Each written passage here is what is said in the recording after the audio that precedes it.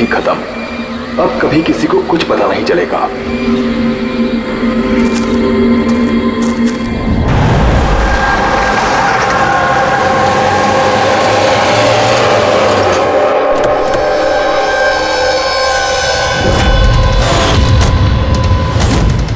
Guys hold on, हो क्या रहा है? कोई मुझे बताएगा? You guys don't understand. You know ना सिचुएशन क्या चल रही है। पापा और भाई दोनों फोन नहीं उठा रहे। पापा, रे, प्लीज दरवाजा खोलो। करण देखो ना, कोई दरवाजा ही नहीं खोल रहा है। पापा, मिथुन काका, रे, मिथुन काका।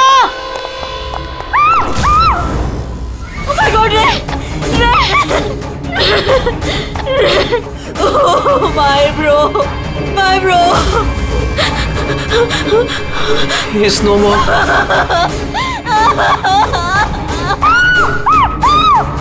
मिथुन काका,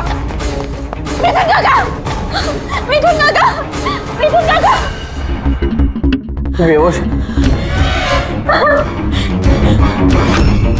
पापा, पापा, पापा, पापा, पापा।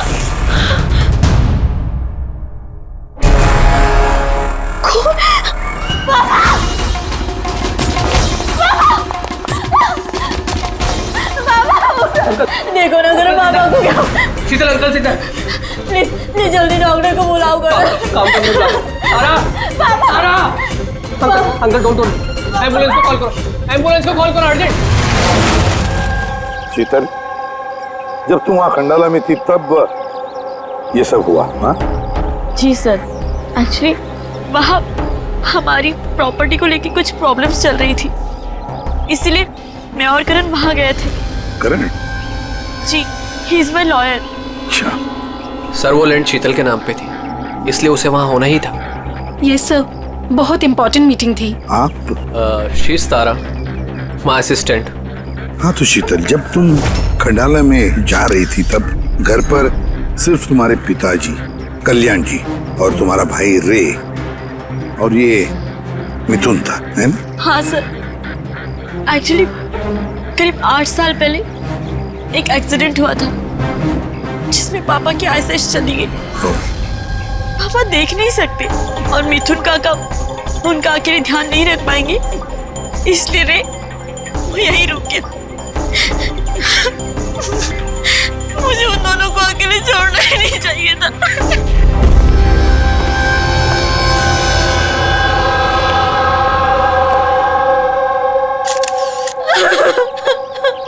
शांत हो जाओ।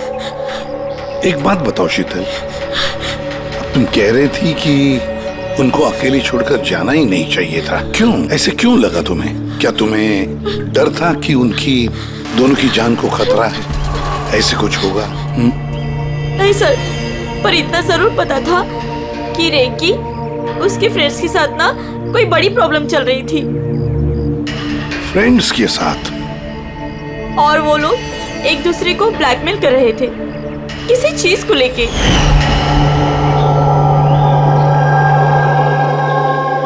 तू ऐसा हम लोग साथ कैसे कर सकता है? एक बार फिर से सोच ले, अगर यही तेरा फाइनल डिसीजन है तो जानता है कि क्या होगा। आई डोंट केयर, मैं तो सिर्फ सही टाइम का वेट कर रहा हूँ। पर अगर किसी को कुछ पता चल गया तो? तुम पागल हो गई हो क्या? अगर तुम ऐसे बिहेव करती रहोगी तो श्योरली किसी ना किसी को तो डाउट हो ही जाएगा। गाइस, अगर हम कंट्रोल में हैं तो वी आर सेफ। गाइस, तुम लोग अपना देख लो, मुझे ऑनेस्टली नहीं पता है कि मैं क्या करने वाला हूँ।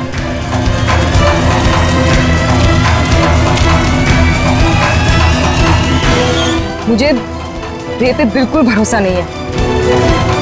I can't trust him. अगर इसका मुंह खुला तो हम सब फंसेंगे, उससे पहले इसका मुंह बंद करना पड़ेगा। शीतल, जो भी तुम्हारे भाई के साथ हुआ उसका बहुत दुख होता है। I am so sorry. एक बार तुम्हारे पिताजी को होश आ जाए ना तो सारी बातें साफ हो जाएगी। वैसे मिथुन, कल रात तुम यहीं पर थे ना? क्या हुआ क्या, जरा ठीक से बताओ। शरीर पे कोई बड़ा घाव नहीं है, बस छोटी मोटी चोटें हैं, लेकिन हाँ फ्रैक्चर थोड़े ज्यादा है। समझ में नहीं आ रहा है इसकी मौत हुई कैसे। मैं अपना काम कर रहा था, अचानक लाइट चली गई और किसी ने मेरा मुंह बंद कर दिया। मैं बेहोश हो गया साहब। जब आँख खुली तो आप सामने थे। बाकी को कुछ याद नहीं आ रहा सर। ठीक है, रो मत। सर मौत की वजह तो पोस्टमार्टम के बाद ही पता चलेगी। कुछ समझ में नहीं आ रहा है सर।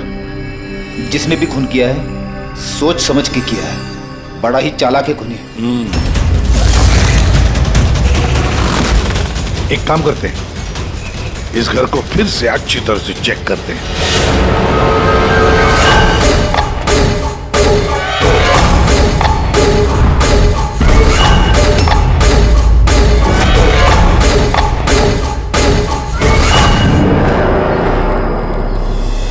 ग्लास तोड़कर अंदर घुसा है घर के अंदर।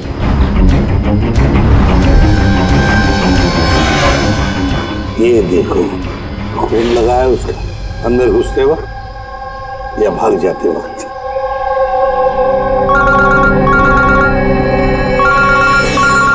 हेलो, एसीपी प्रतिमा। अच्छा, कल्याण जी को होश आ गया?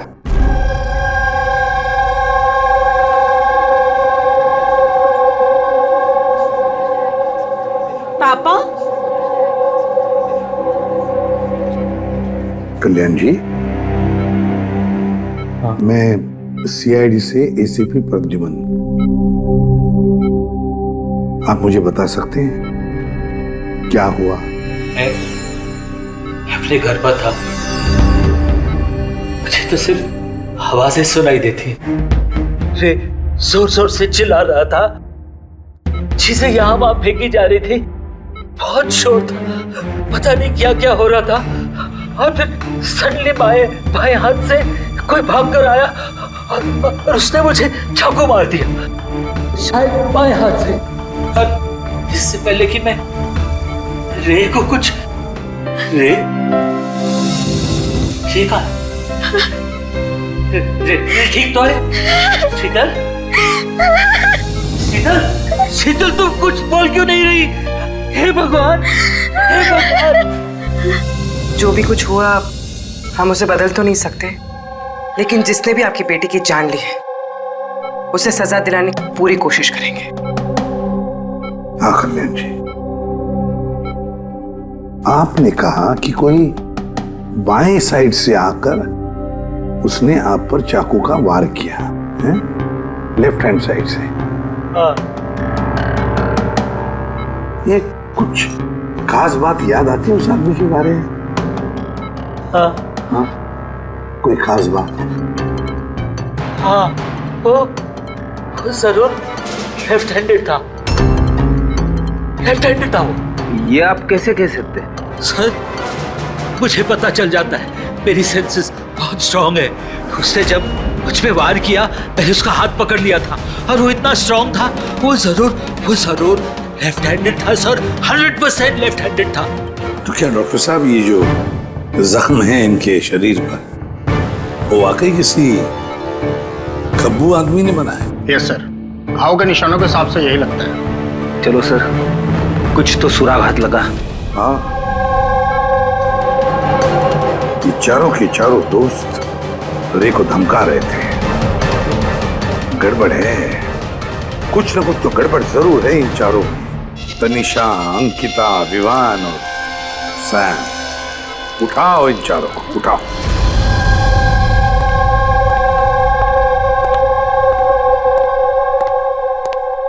नमस्ते सर। आप? मैं सैम का फादर हूँ। पिछले 2 हफ्तों से सैम से मेरी कोई बातचीत नहीं हुई। अब मैं आपको कैसे बताऊं कि वो कहाँ पर है। मैंने उसको कई बार फोन किया, लेकिन उसका फोन ही नहीं लग रहा। मैं तनिषा की माँ। अब उससे फोन करके मैं क्या पूछूं? ये तनिषा ने खुद मुझे कहा था कि वो अपनी हॉलीडे एक्सटेंड कर रही है, कुछ दिन वो फ्रांस में रहना चाहती है। और मैं अंकिता का भाई हूँ, just for name sec. Sir dad को बातों में फंसाकर 80% प्रॉपर्टी उसने अपने नाम पर कर ली। मैं क्यों फिक्र करूं सर उसके बारे में? सर मैं अंकिता के बारे में कुछ नहीं जानता। हाँ sir, what I just know is sir वो 2 हफ्ते पहले दिल्ली गई हुई थी कुछ मार्शल आर्ट कैंप के लिए। जी सर मैं विवान का फ्रेंड। उसके डैड के पास इतना पैसा है कि वो घूमता रहता है, होगा कहीं हॉलीडे पे। मतलब ये चारों पिछले 2 हफ्तों से शहर से बाहर है और आप में से कोई भी उनके टच में नहीं है। ठीक है, थैंक यू वेरी मच। आप लोग जा सकते हैं। अगर जरूरत पड़े तो आप लोगों को हम फिर से बुला लेंगे। Thank you.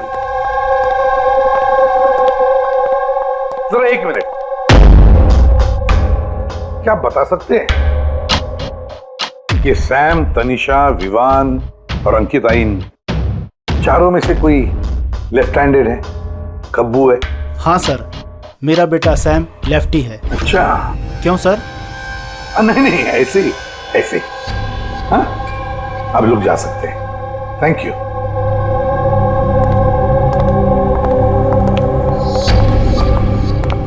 सर कहीं ऐसा तो नहीं कि इन चारों ने मिलके रे को मार दिया हो सकता है सर, और उसी डर की वजह से ये चारों कहीं ना कहीं जाके छुप के बैठे होंगे।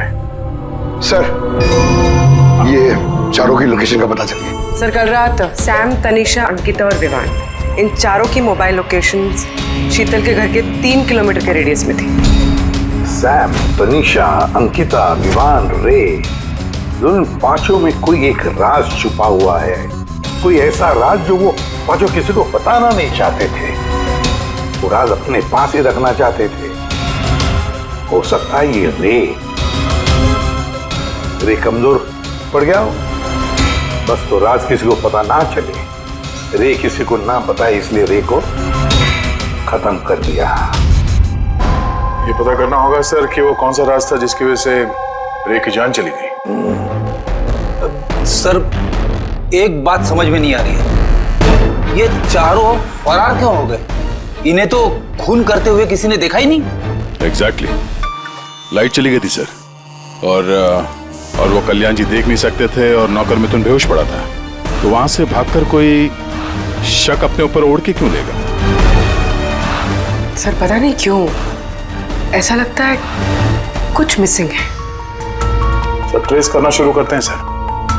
अगर ये शहर से बाहर गए हैं तो किसी railway station, airport, bus station, hotel पे तो गए होंगे, तो उनके क्रेडिट कार्ड और डेबिट कार्ड के डिटेल्स निकलवाते हैं।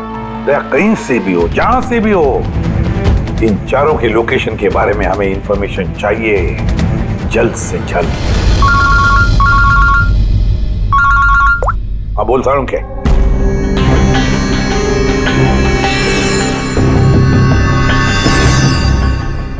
यार सारूं के तूने इस कंकाल पे ये रेड मार्क्स क्यों किए? बस ये समझाने के लिए कि इस रे की हड्डियों का कैसे चूरा बनाया है। ये देखो, ये रे की हड्डियों का एक्सरे। इस रे पर बहुत जबरदस्त ताकत के साथ वार किया गया। एक झटके में इसकी गर्दन की हड्डी टूट गई। बस एक बार तो इसके रिब केज पर इतना जबरदस्त किया गया है कि एक ही झटके में इसके रिब केज की बाईं हड्डियां 12 की 12 पसलियां एक साथ एक झटके में टूट गई। और वो भी कमाल की बात यह है कि एक ही सिमेट्री में। एक झटके में 12 पसलियां? नतीजा हार्ट का रुक जाना, हार्ट ब्लॉक। इसके हार्ट पर जबरदस्त प्रेशर पड़ा। कमाल की बात यह है बॉस कि जितनी ताकत के साथ इस पर वार किया गया है, इतनी ताकत हाथों से या किसी भी हथियार से पैदा नहीं की जा सकती। इसे देख करके तो ऐसा लगता है जैसे खूनी जानता था बॉस, खूनी जानता था कि किस पॉइंट पर वार किया जाए कि एक ही झटके में सारी की सारी पसलियां एक साथ टूट जाए, एक सिमेट्री में। हाथों से कोई इतना फोर्स तो पैदा नहीं कर सकता। हाँ कर सकता है अगर कोई मार्शल आर्ट्स का जानकार हो तो।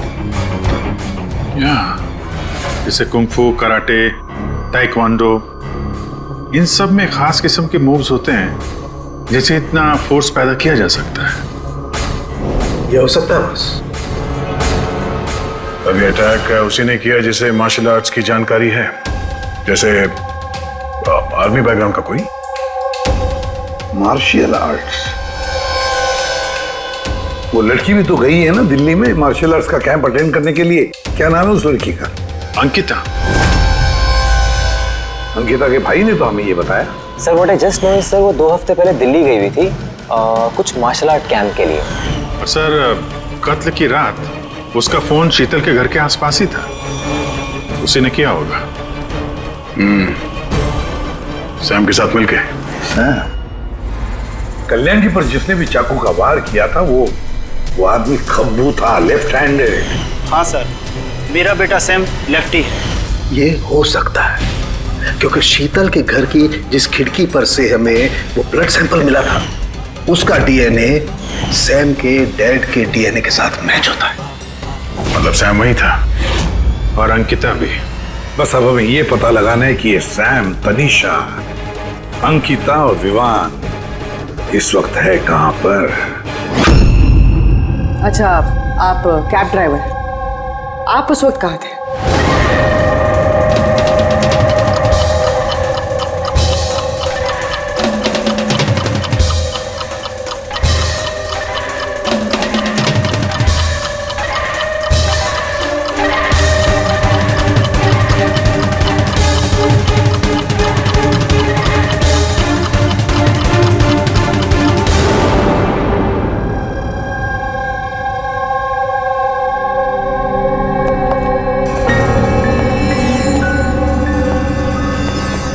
क्या हुआ?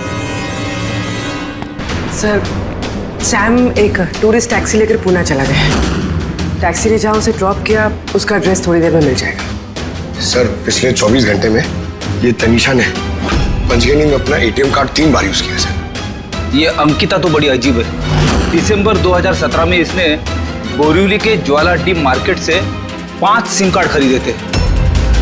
हाँ सर, ये वही जगह है जहाँ पे यूज सिम कार्ड मिलते हैं।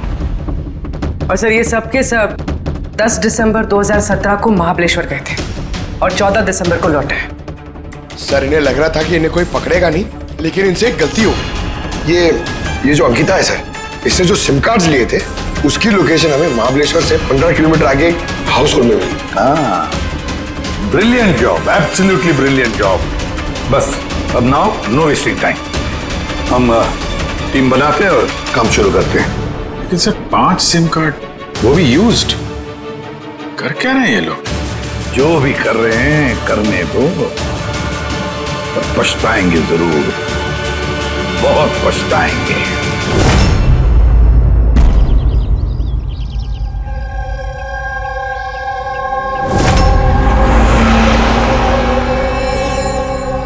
किसका फोन है? किसी विवान का है। विवान का कैसे हो सकता है? तुमने ठीक से सुना ना? अब उसने विवान कहा तो विवान ही होगा, मुझे क्या पता, आप बात करो। हेलो, कौन बोल रहा है? दूर, मैंने बोला था कि आज के बाद हम कांटेक्ट में नहीं आएंगे।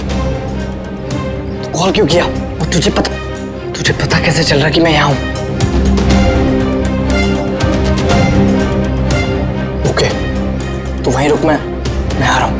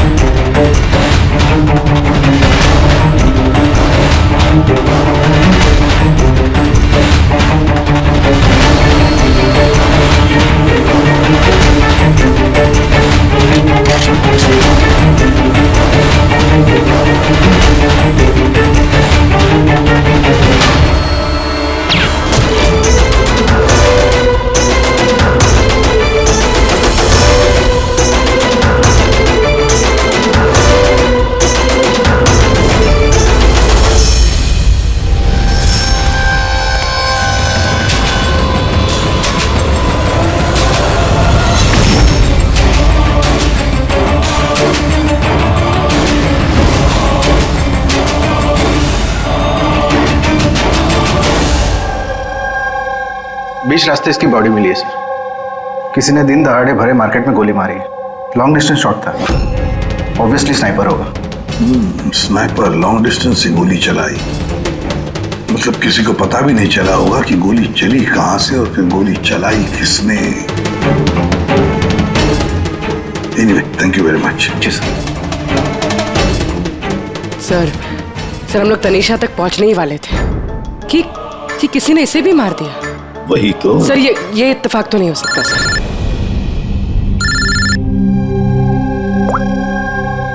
हेलो, क्या? ठीक है।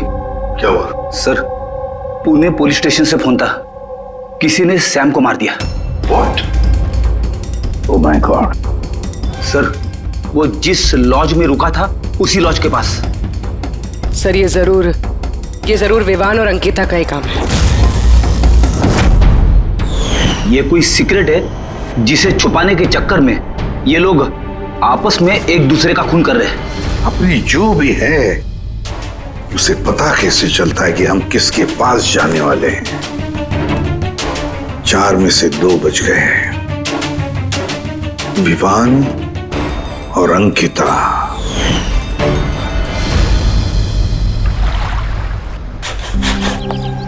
सबसे तो नहीं, मैं अंकिता से मिला था, उससे बात हुई थी मेरी। अंकिता से? जी। यही थी वो? हाँ, ये वही लड़की है, इसी ने मुझे पेमेंट दिया था, 2 दिन के 20,000 रुपए। 2 दिन के 20,000 वो मान गए? ऐसी क्या इमरजेंसी थी? अच्छा, उन 2 दिनों में आपने उनसे या उनके ग्रुप के बाकी लोगों से मिले थे?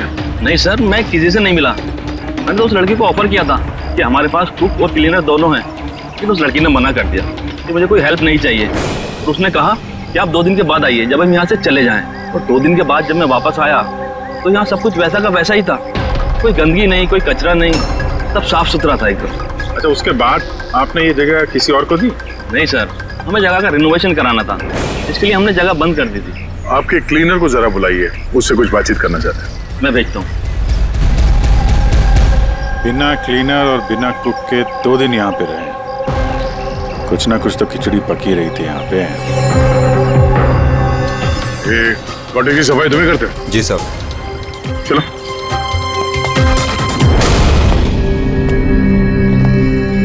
अच्छा, जब वो 5 लोग यहाँ से गए, उसके बाद जब तुमने यहाँ की साफ सफाई की तो कुछ मिला इधर उधर या कुछ अजीब लगा तुम्हें? नहीं सर, वो लोग तो बहुत अच्छे थे, जाने से पहले पूरी जगह को एकदम चकाचक साफ करके गए। पता नहीं कौन सा साबुन, क्या डिटर्जेंट यूज किया, पूरा घर चमका दिया था। वाह, हाँ सफाई हो रही है। ये कौन सा डिटर्जेंट है मैडम जी? अरे कुछ नहीं, वो रात को पार्टी हुई थी ना तो ज्यादा गंदा हो गया है। तुम जाओ, हम कर लेंगे। एक मिनट। ये लो, ये लेके जाओ। हाँ, जाओ।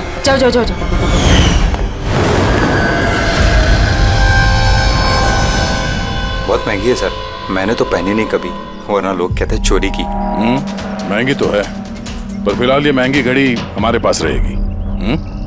जी सर। आइए, आप लोग आइए।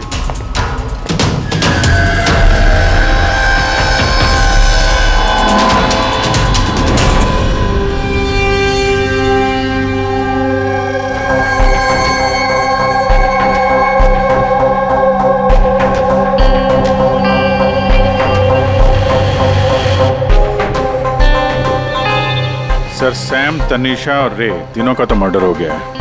अब बचे विवान और अंकिता। खूनी इन दोनों में से ही कोई हो सकता है। ये विवान ही होगा, उसी ने सैम को फोन करके लॉज के बाहर बुलाया था। तो जो भी हो, उसे पता कैसे चलता कि हम कहाँ जाने वाले हैं? और जब भी हम वहां पहुंचते तो उससे पहले ही वो वहां पहुंचकर फोन करके निकल जाता है।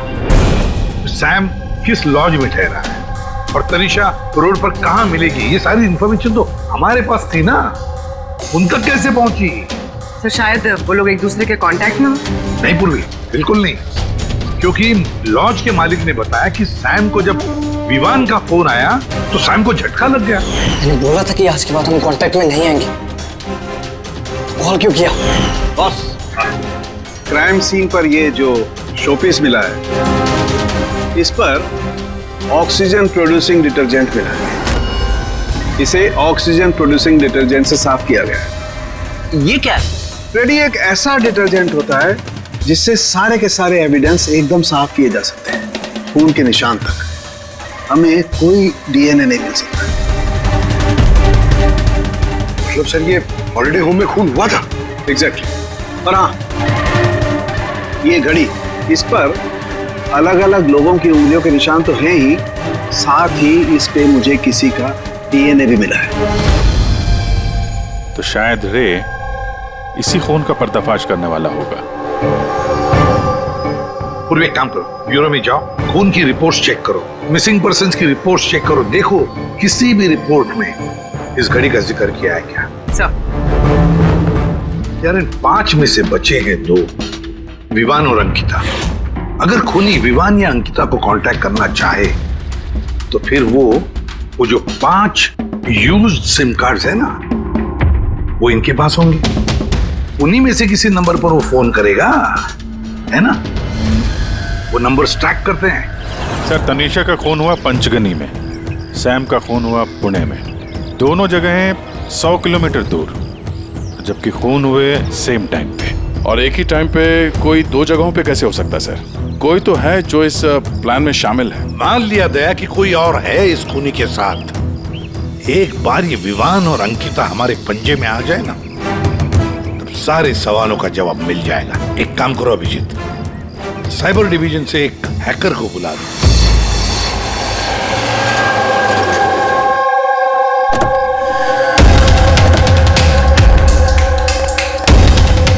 इसमें पूरे पैसे है ना?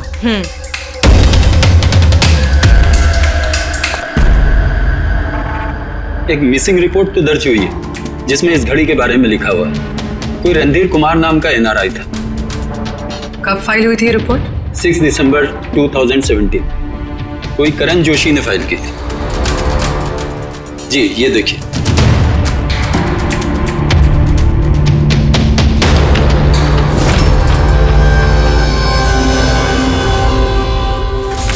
Thank you.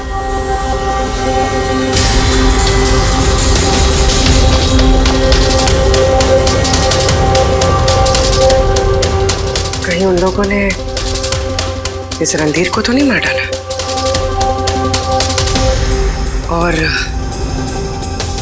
कहीं ये करण रणधीर की मौत का बदला तो नहीं ले रहा? करण? जी, he is my lawyer.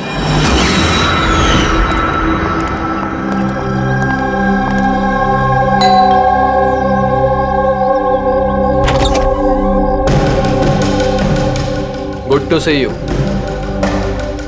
I hope इसमें पैसे पूरे हो गए। हाँ, पूरे पैसे हैं। आओ अंदर। देखो, हम लोग जहां भी जाते हैं उससे पहले खूनी को कैसे पता चल जाता है? मे बी आप लोगों की लोकेशन कोई ट्रैक कर रहा था। You mean GPS tracker? जी। Cell phone? Yes sir. एक काम करो, जरा हमारे सेल फोन चेक करो।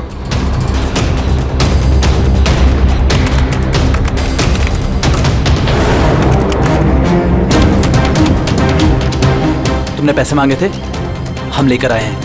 अब वो एविडेंस दो और सब खत्म करो। खत्म करूं? जैसे तुम लोगों ने रणधीर को खत्म किया था। करण, हमें सबूत दो। देता हूं, लेकिन उससे पहले मैं तुम्हें किसी से मिलाना चाहता हूं। कौन? बुलाता हूं।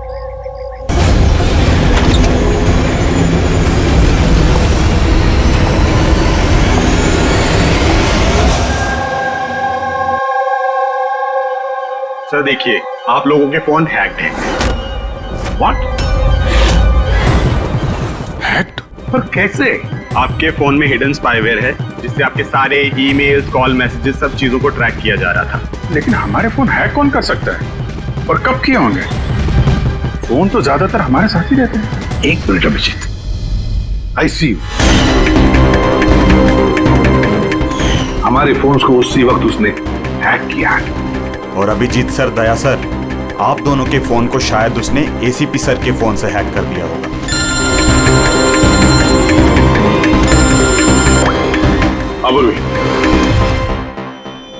करण मरने वाले से रिलेटेड है?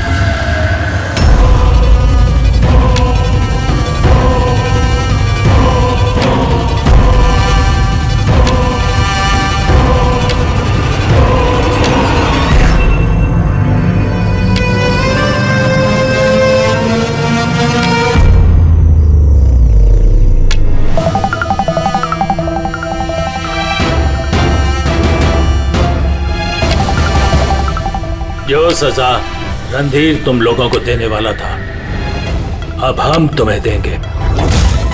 जैसे सैम,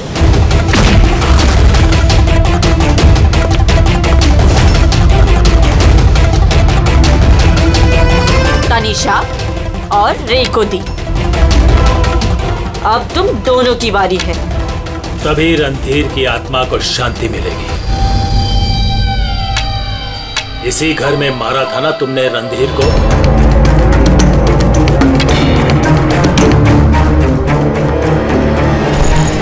करण,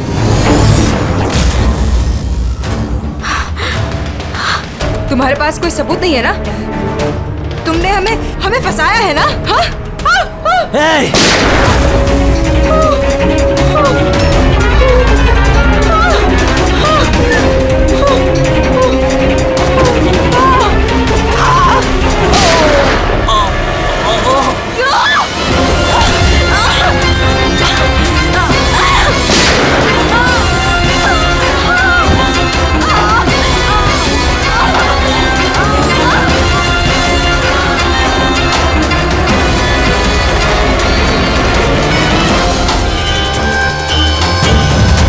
तुम्हें क्या मालूम? तुम तो देख भी नहीं सकते, पर मानना तो पड़ेगा। बस यही प्रॉब्लम है आजकल के तुम जैसे नौजवानों की। बहुत जल्दी होती है तुम जैसे आजकल के नौजवानों को किसी भी नतीजे पे पहुंचने के लिए। ये पकड़ो। कौन कहता है कि तुम्हें देखने के लिए मुझे नजरों की जरूरत है?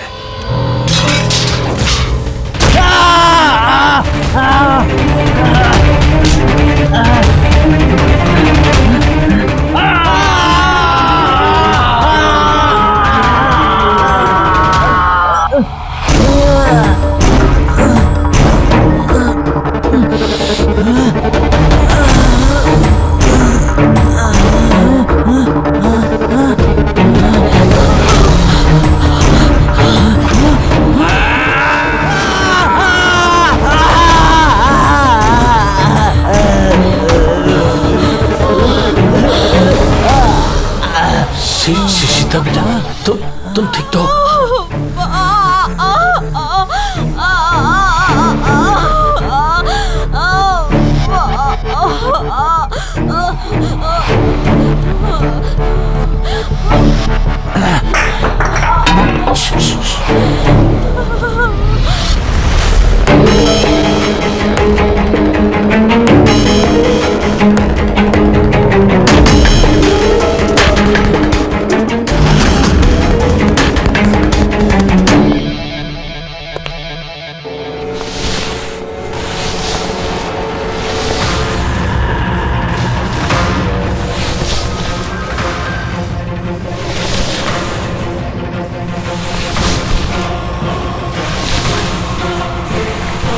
बरसों से मैं स्पेशल फोर्सेस में था।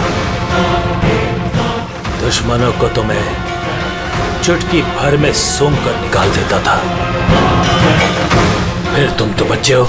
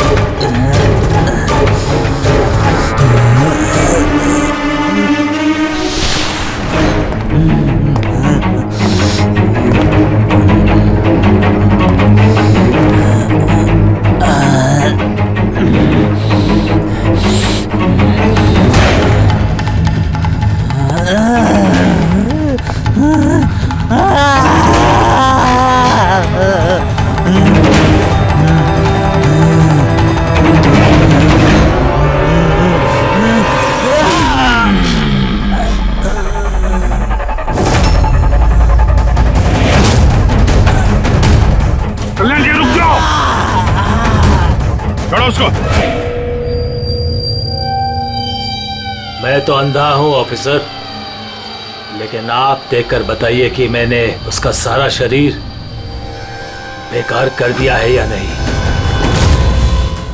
या दूं एक और?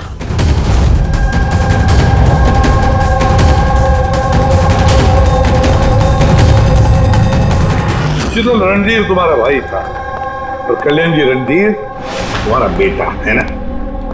और ये सब करने के लिए तुमने सीआईडी का इस्तेमाल किया, क्यों? सही समझा आपने। रणधीर शीतल का भाई था और मेरा बेटा। यानी रे का भाई?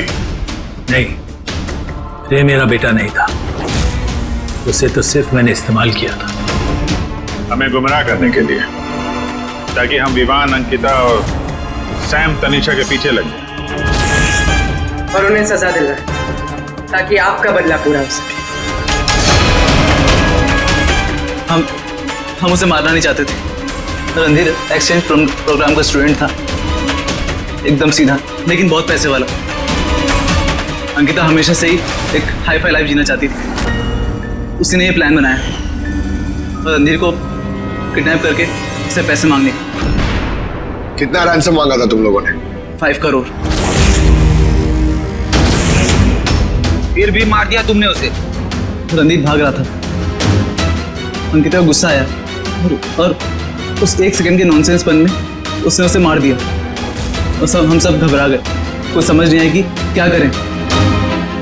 तो उसकी बॉडी लेकर हमने लेक में डाल दिया।